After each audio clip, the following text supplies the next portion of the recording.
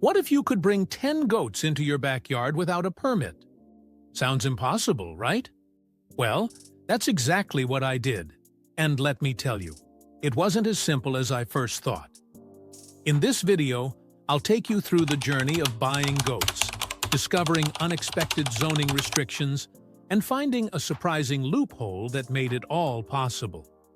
How did I manage to legally keep goats in a residential area? Stick around, because this story has some shocking twists you won't want to miss. Chapter 1. The Goat Adventure begins. It all started on a weekend trip to a local farm. I was just looking for some fresh air and a break from the city. But when I saw those adorable goats hopping around, I was hooked. They were playful, curious, and full of energy. Everything I had been craving in a pet. I had never owned a goat before, but something about their personalities made me think that they could be a great fit for my property. So, on a whim, I made a decision. I would buy 10 goats. At first, the idea seemed like fun, and I imagined how awesome it would be to have a little mini farm in my backyard. I could raise them, enjoy their company, and even sell their milk or wool if things went well. But little did I know, this spontaneous decision would lead me down a path filled with legal challenges, confusing zoning laws, and a lot of unexpected surprises. Chapter 2. The Zoning Dilemma. After bringing the goats home, I quickly realized that owning them wasn't as simple as I had thought. My property was zoned as residential, not agricultural, which meant I wasn't technically allowed to keep livestock, including goats. This was a huge shock because I had no idea that zoning laws could apply to something as simple as keeping a few animals.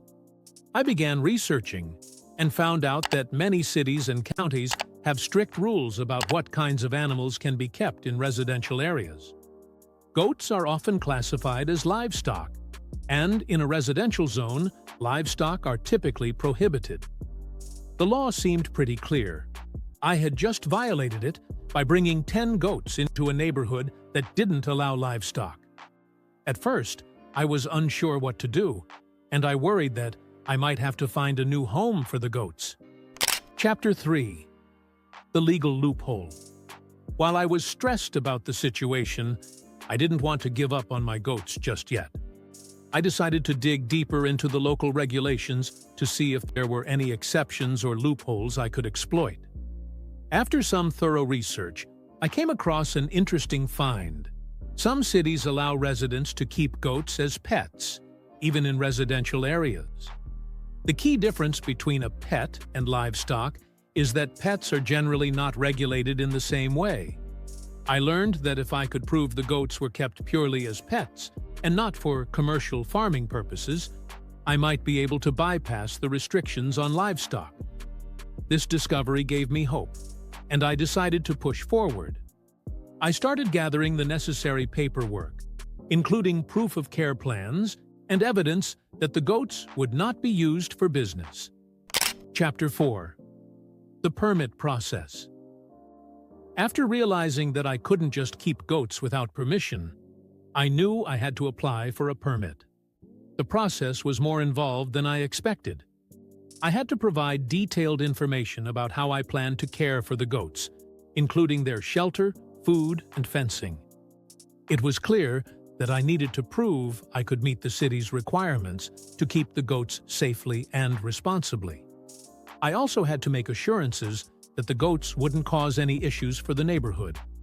This meant addressing concerns like noise, odor, and the potential for damage to neighboring properties. I included a care plan that outlined how I would manage the goats' daily needs and ensure they remained healthy and well cared for. The application process was nerve-wracking as I waited for approval. Weeks later, I received an unexpected call from the city. My permit had been approved. It was a huge relief and meant that my goats could stay.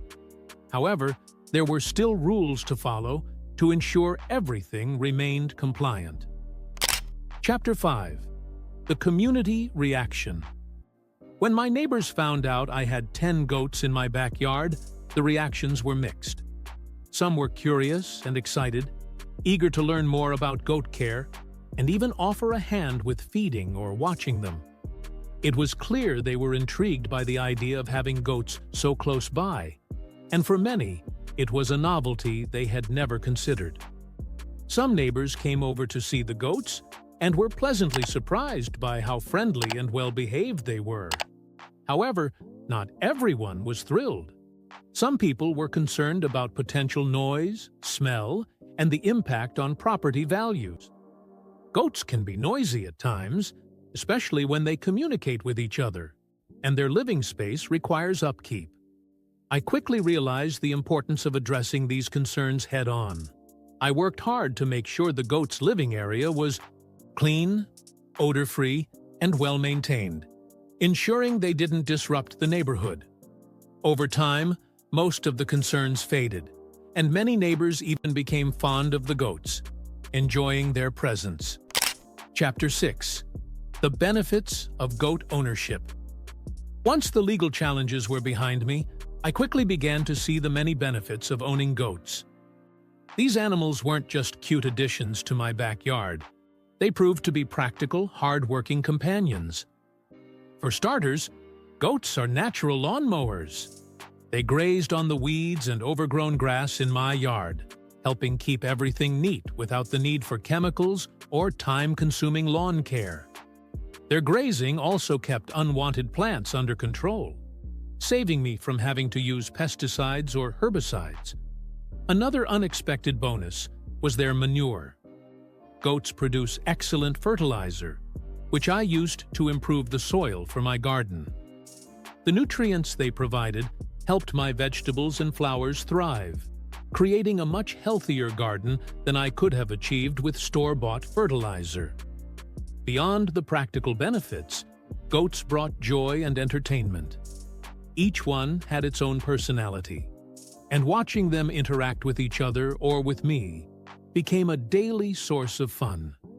They also provided milk and wool, which made them even more valuable for my homesteading goals. Chapter 7. The Takeaway. This entire experience taught me some incredibly valuable lessons that extend beyond just goats. First and foremost, it reminded me of the power of persistence. When I first ran into legal issues, I could have easily given up, but I chose to dig deeper and explore all my options.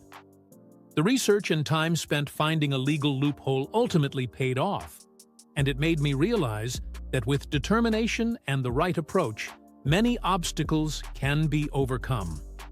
Secondly, understanding local laws and regulations is crucial. I learned that zoning laws are often more flexible than they appear, especially when it comes to pets versus livestock.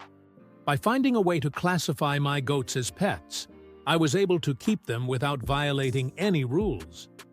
This experience showed me how important it is to understand the finer details of regulations before making major decisions. Lastly, this journey reinforced the significance of community. By addressing concerns and maintaining open communication with my neighbors, I was able to ensure a peaceful coexistence. This has been an unforgettable lesson in resilience, creativity, and community. If you're thinking about getting goats or any animals, always make sure to research local laws and explore your options. With a little patience and creativity, you can turn your homesteading dreams into reality, just like I did. If you found this video helpful, be sure to hit like, share, and subscribe for more unique stories and tips. Have you ever run into zoning challenges? Let me know in the comments below. Thanks for watching. Until next time, keep exploring, keep learning, and keep following your dreams.